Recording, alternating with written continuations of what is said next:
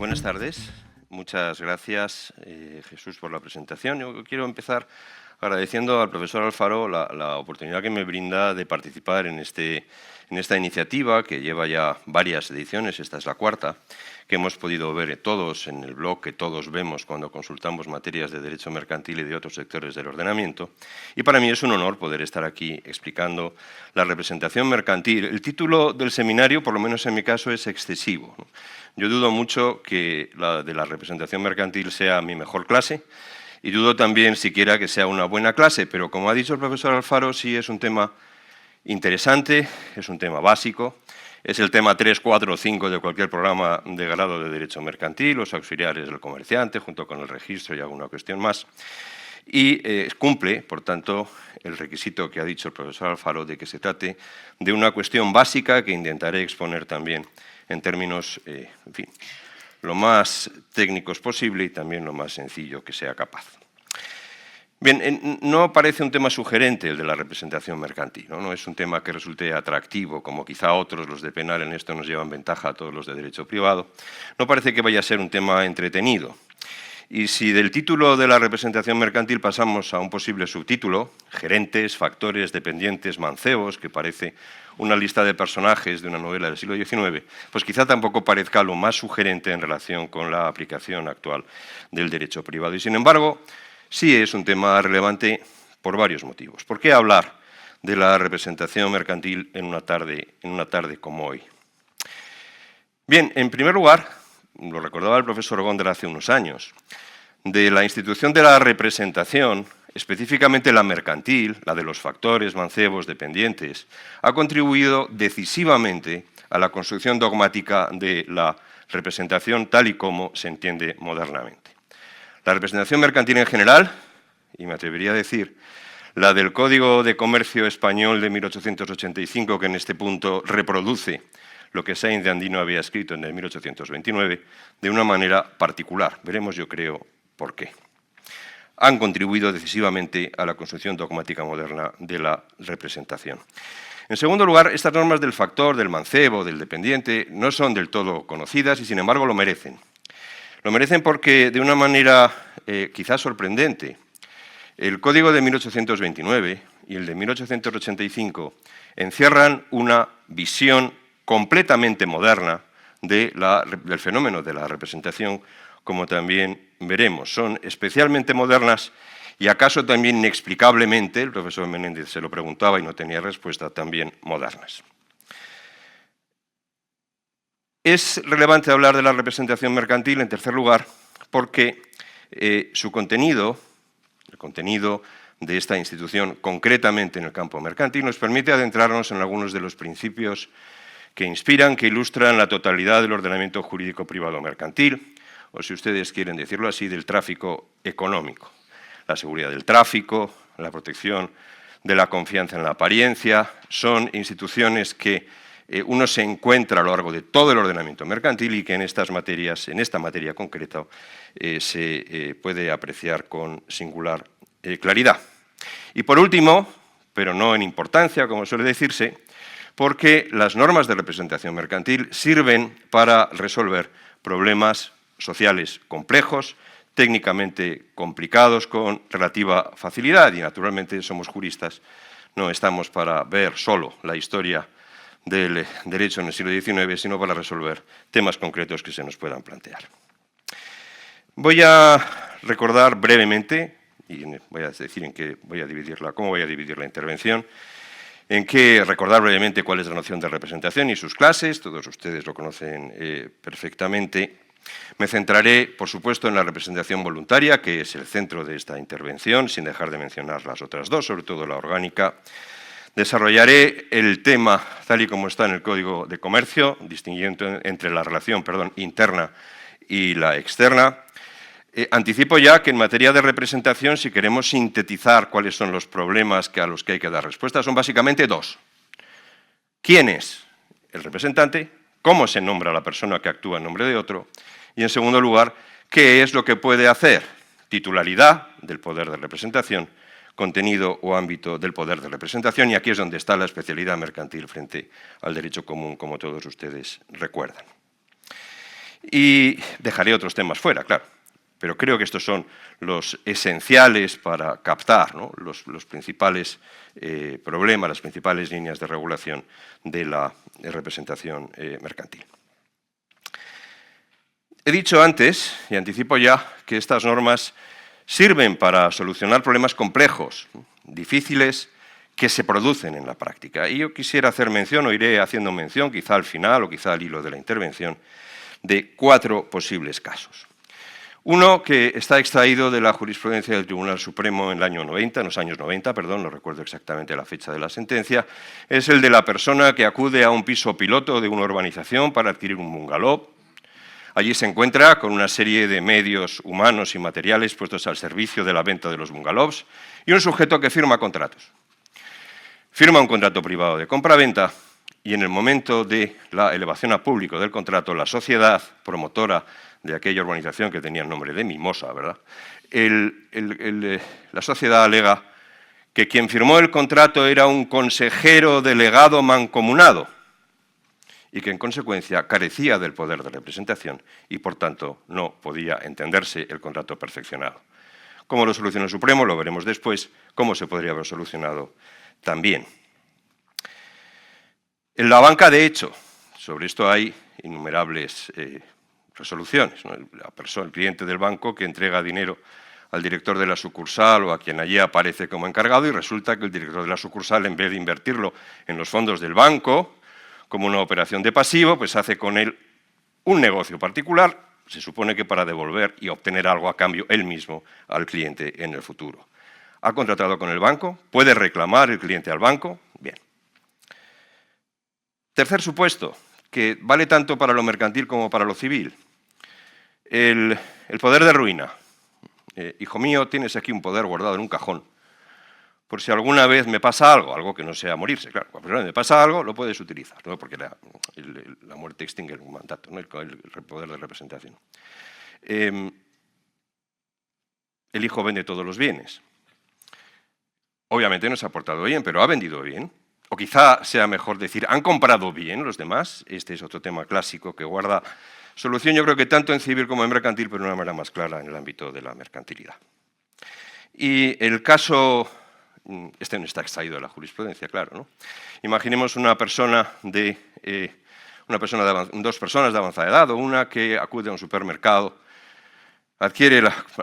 coge la mercancía, la deja sobre la caja y en el momento del pago resulta que el cajero no está el cajero, es un atracador que coge la recaudación y se va.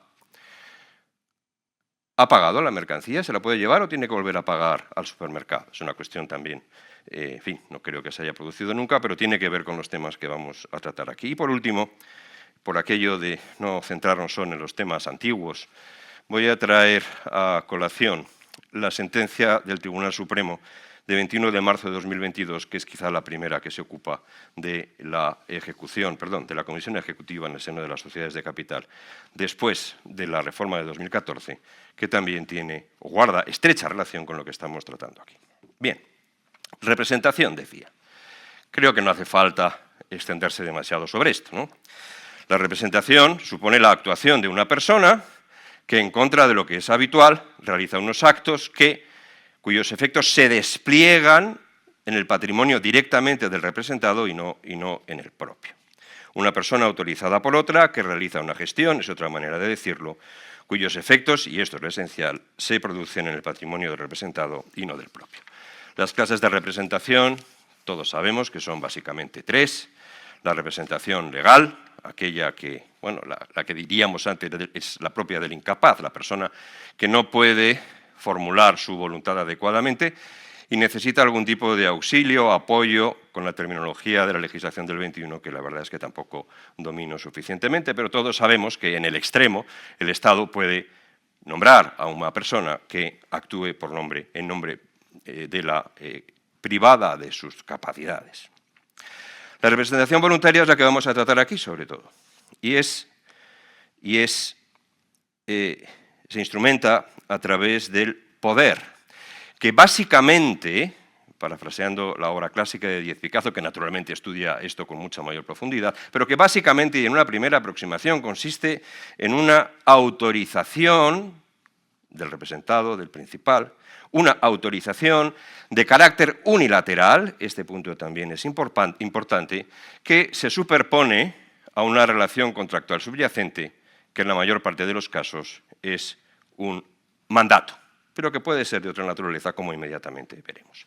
Bien, la representación orgánica es la que está a caballo entre la legal y la voluntaria, porque es la propia de las personas jurídicas.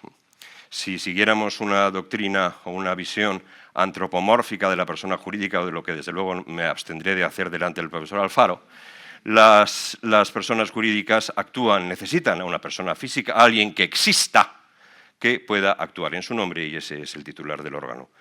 Como todos sabemos, es legal porque sin ella, sin esa actuación, no hay posibilidad de que la persona jurídica actúe. Es voluntaria porque al titular del órgano lo nombra la Junta o la Asamblea de socios o de accionistas. Bien. Vayamos entonces con la representación voluntaria y particularmente la representación mercantil que nos ocupa aquí. He dicho antes, es una autorización que descansa sobre una relación subyacente que ordinariamente es la de mandato. A cualquiera de nosotros nos preguntan por un problema de representación y diríamos, esto hay que resolverlo hacia el 1700 y pico de los primeros, porque ahí es donde está el mandato. Pero son relaciones distintas. La de mandato, que es un contrato bilateral, con obligaciones para ambas partes, que naturalmente requiere del consentimiento de ambas, ya está dicho que es bilateral, ¿verdad?, sobre el que se superpone esa autorización para actuar. Este es el mandato con representación. Es el mandato que no solamente, en virtud del que no solamente el mandatario se obliga a realizar algo por cuenta del otro, sino que además se le autoriza para hacerlo en nombre del otro, ¿no? La distinción entre actuación por cuenta y actuación en nombre es fundamental en esta materia, como todos ustedes saben. Es posible, en consecuencia, un mandato con poder y un mandato sin poder. Y eso está en el Código Civil y el de Comercio. La siguiente pregunta es un poco más difícil, o tiene una respuesta difícil y otra fácil. ¿Es posible un poder sin mandato? ¿Es posible que haya una autorización del principal para que alguien despliegue su actuación directamente en su patrimonio sin que haya un mandato por debajo en el que apoyar esa relación subyacente, esta relación de apoderamiento? Y aquí decía, hay dos respuestas, la fácil y la difícil. La fácil es la que vamos a desarrollar a continuación. Sí, por supuesto que puede haber un poder sin mandato, porque los poderes pueden superponerse sobre otra relación contractual que no sea la de mandato. Por ejemplo, y esto es lo que nos trae hoy aquí, lo que hoy modernamente llamaríamos una relación de trabajo. La respuesta difícil es la siguiente, o la pregunta difícil, la respuesta más complicada, es, ¿resulta posible un poder sin que exista ningún tipo de relación subyacente por debajo que le sirva de apoyo? El caso que he dicho antes. Aquí tienes un poder de ruina que no debes utilizar. Aparentemente hay un poder enorme de ruina y aparentemente no hay mandato. Bien, esto no es una cuestión meramente teórica, yo creo que sí hay mandato. Hay un mandato precisamente de aquí tienes un poder que no debes utilizar. Hay unas instrucciones que el mandatario debe seguir. Mejor dicho, que solo puede utilizarlo en los casos en los que se ha previsto por el mandante. Pero claro, el tercero que confía en la apariencia de poder probablemente esté comprando bien, aunque el niño esté vendiendo mal. La diferencia entre compra y venta es muy también del derecho mercantil clásico y a veces es útil, y en este caso también, ¿no?, para referirse al mismo contrato. ¿Y qué más da si al final el tercero puede confiar en el poder? ¿Qué más da que haya mandato? No tiene usted otra cosa que decirnos ahora, con el poco tiempo del que dispone, acerca de si hay mandato o no hay mandato. Sí es importante. Sí es importante porque si hay mandato y el tercero conoce los términos del mandato, no puede confiar en la apariencia de poder. Y esta es una idea clave para entender la representación mercantil, para entender la publicidad registral, para entender la vieja letra de cambio, para entender todos los títulos valores y en general todos aquellos supuestos en los que se presenta una apariencia distinta a lo que pueda ser la realidad.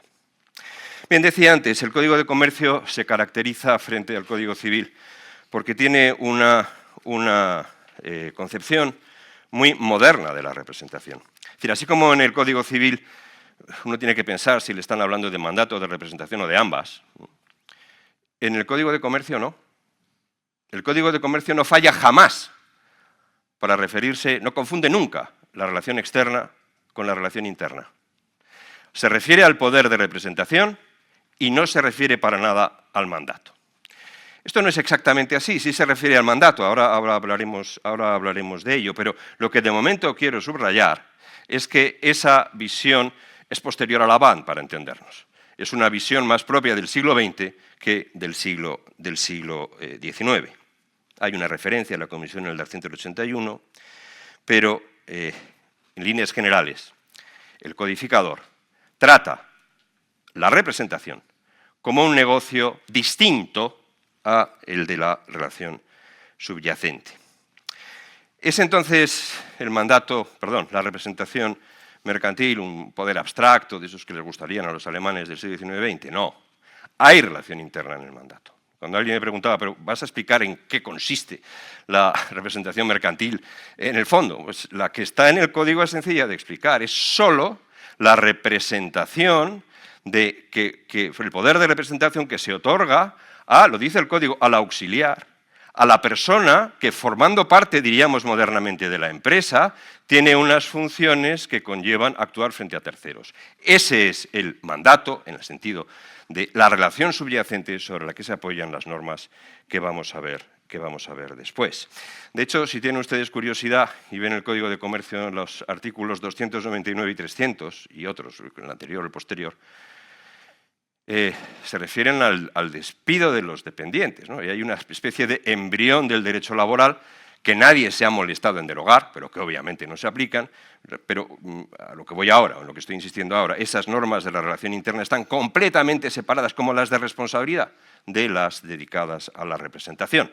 La relación interna ha sido desplazada hacia el derecho laboral, la relación externa sigue vigente y es la que nos ocupa hoy.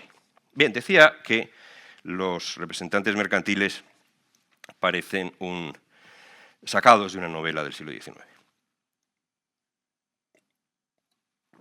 El factor, el gerente, el mancebo. La verdad es que cuando explicamos esta lección tendemos a decir, porque es más fácil, como nadie sabe lo que es el factor, ¿no? ¿Qué es el factor? Pues mire, el factor es el gerente, y uno acude al 283 y dice el gerente de una empresa o establecimiento conocidos tendrá la consideración de factor. Luego pensamos, aquí está la definición de factor, no es verdad. En el siglo XIX el lector del código sabía lo que era un factor y quizá lo que no sabía es que era un gerente. Por eso dice, el gerente es como un factor, porque usted sabe de lo que estoy hablando.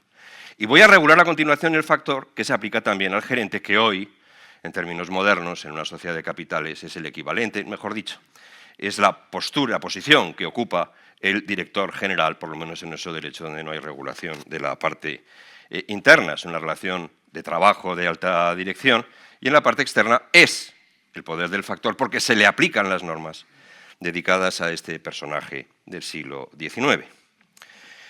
No es baladí referirse unos minutos a la cuestión del factor, porque explica el contenido principal de la regulación, y ya de paso explica también por qué la representación mercantil ha contribuido decisivamente a la concepción moderna de la representación voluntaria.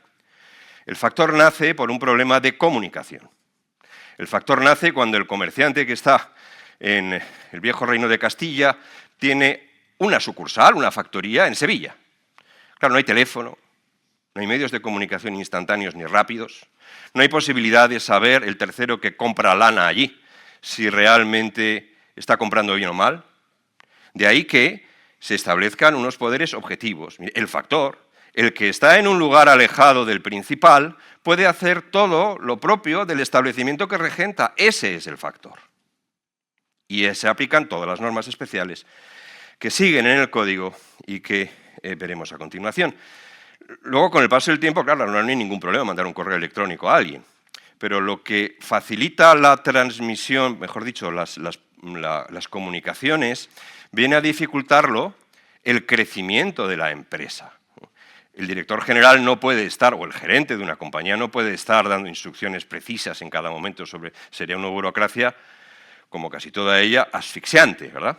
Esas mismas reglas pensadas para quien está contratando, quien está comerciando a distancia fuera, se aplican al director general, al jefe de zona, como dice el profesor Rojo, al jefe de la sucursal, al director de una pequeña tienda. No es necesario acudir al Código Civil para saber para qué están autorizados todos estos sujetos. Por tanto, esto es una respuesta al problema de la comunicación no instantánea, o no rápida al menos, entre establecimiento principal y factor. Decía antes, las cuestiones básicas en representación mercantil son dos: titularidad y contenido. Titularidad, pues aquel al que han nombrado factor, ¿no? Aquel con el que se ha contratado, aquel que, puesto en el lugar del cajero, con un contrato laboral, le han puesto un cartel encima que pone cajero, y eso es título suficiente como para superponer un poder de representación a un contrato, en este caso laboral ordinario. Titularidad, quien recibe el factor o el poder, el apoderado, a quien se le autoriza para actuar. ¿Por qué se caracteriza desde este punto de vista el apoderamiento mercantil? Porque cabe el apoderamiento tácito. No es necesario ni firmar ni acordar expresamente el otorgamiento del poder del factor, del poder del dependiente. El mancebo en el cajero es obvio. En el director general también. En los años 80 había una célebre resolución sobre si el director general, no sé si era el Banco de Santander o el Español de Crédito, tenía poder de sustitución en un poder dado a por supuesto, porque se le aplicaron las normas del 286 del Código de Comercio. Apoderamiento que puede ser expreso, puede ser tácito y sobre todo puede ser aparente. Volveremos sobre esto después. Apoderamiento que, si es escrito, puede también inscribirse en el registro mercantil, lo que supone reforzar la apariencia de poder mediante el uso de la publicidad registral, como todos ustedes recuerdan. En cuanto al contenido, y aquí es donde está la principal diferencia de la representación mercantil, que es la que después ha cristalizado hasta el mayor límite posible en la titularidad orgánica del poder de representación, la representación orgánica. En el ámbito civil, ¿cómo sabe uno para qué está autorizado el sedicente representante que tiene delante? Tendrá que ver los términos del poder. Y naturalmente el poderdante o el representado es perfectamente libre de delimitar si le autoriza a vender inmuebles, los inmuebles del pueblo de al lado, a no vender inmuebles sino solo a administrar. Hay una absoluta libertad de fijación del contenido del poder. Otra cosa es cómo se interpreta, como en todo contrato, pero hay una absoluta libertad. En el ámbito mercantil no.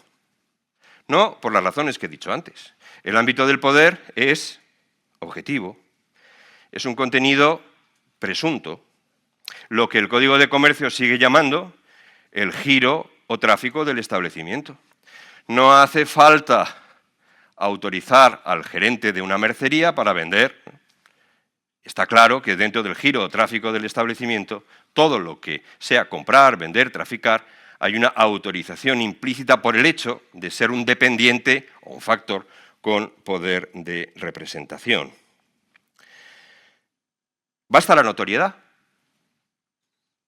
para que el acto se considere realizado con el principal? Basta la notoriedad.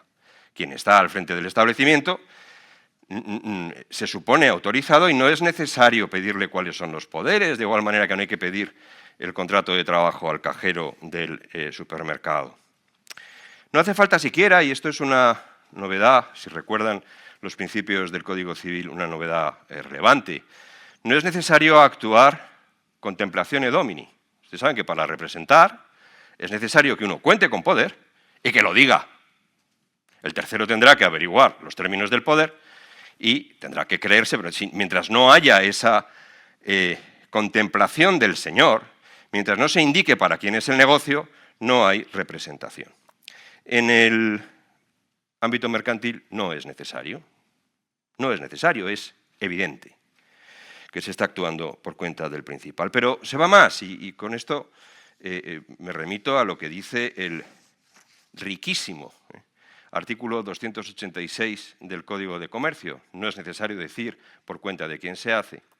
No se puede alegar abuso de facultades. No se puede alegar que ha habido contrariedad a las órdenes recibidas por parte del principal. No vendas aquí, no vendas a este, da igual. Si vendes a este y está en el girotráfico del establecimiento, el otro ha comprado bien, tú has vendido mal, pero eso solo se verá en la acción de responsabilidad. Has contado bien. No es necesario poder expreso. Aquí, el caso del banco de hecho está literalmente incluido en el artículo 286. Transgresión de facultades, apropiación por el factor de los efectos del comercio. Eso es lo que hace el director infiel de la sucursal. Y, naturalmente, eso no impide que el cliente, si es de buena fe, vuelvo a que la relación subyacente, la realidad es importante, si es de buena fe, pueda dirigirse directamente contra el banco.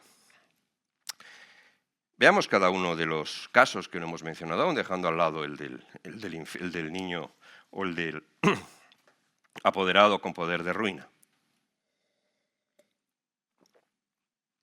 El caso Mimosa. He dicho antes, es muy importante distinguir entre titularidad y contenido.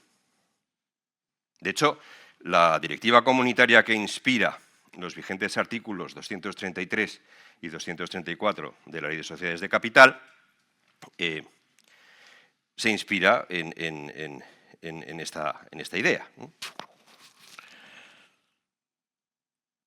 Dentro del giro no hay posibilidad de... hay que distinguir entre titularidad y contenido. Por eso el 233, cuando dice el poder de representación corresponde al administrador único, a los solidarios, a los mancomunados que tienen que actuar conjuntamente o al Consejo de Administración que lo hace, frase misteriosa, colegiadamente. Pero el tercero no tiene ninguna duda. Cuando le dicen que hay dos administradores mancomunados, no puede tener ninguna duda de que uno solo no tiene poder. Eso es lo que sucedió aquí, y eso está en el registro mercantil. El Tribunal Supremo solucionó el caso acudiendo al carácter inderogable del poder de representación. Y no está, a mi juicio, bien solucionado, a mi juicio y a juicio de otros, claro. No soy yo el más autorizado para enmendar la plana en este punto. Un consejero delegado mancomunado que se sienta al frente de un piso piloto y firma contratos privados, creo que es un factor notorio. Más aún cuando la propia Dirección General de Registros y de Notariado lleva permitiendo desde hace más de 20 años que dos administradores mancomunados puedan válidamente, esto ha sido contestado por algunos autores, puedan válidamente otorgarse recíprocamente poderes singulares. Esto es lo que de facto ocurre ahí. Luego ese señor había comprado bien.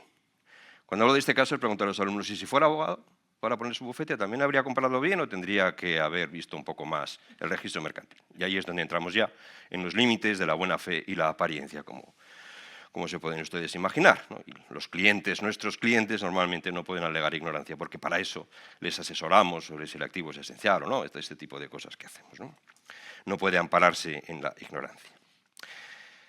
El caso extremo es el del atracador. ¿Realmente la representación mercantil consiente de que una empresa con renombre como una cadena de supermercados considere por un momento que ha nombrado a un atracador como cajero? Evidentemente no. Aquí es donde tiene razón el profesor Gordillo, que en los años 70 escribió la obra de referencia sobre la representación aparente en derecho español. La representación aparente no es verdadera representación. Este caso extremo lo muestra. ¿Cómo va a ser representante del supermercado el atracador? Esta pareja de personas mayores ha comprado bien, aunque el supermercado ha vendido mal. No ha nombrado representante al cajero. Sencillamente ha consentido o no ha impedido que alguien se coloque el uniforme de cajero y se ponga detrás de la caja. Y por tanto se le imputan los resultados de no haber hecho lo suficiente como para evitar que un tercero de buena fe, y vuelvo sobre la buena fe, pueda confiar en aquella intensa apariencia que recibe, igual que el que compra el bungalow, Pues hombre, está en un piso piloto, está para vender pisos el piso piloto, luego no tiene por qué sospechar que hay una falta de poder, pero en este caso, ¿no?, hasta el extremo de que no es que haya un apoderamiento tácito, es que no hay un apoderamiento, hay una apropiación violenta de la posición de apoderado. La sentencia de 21 de marzo del 23, y con esto por el tiempo termino, la sentencia de 21 de marzo del 23 es una de las primeras sentencias que aplica las normas de reforma del gobierno corporativo del año 2014.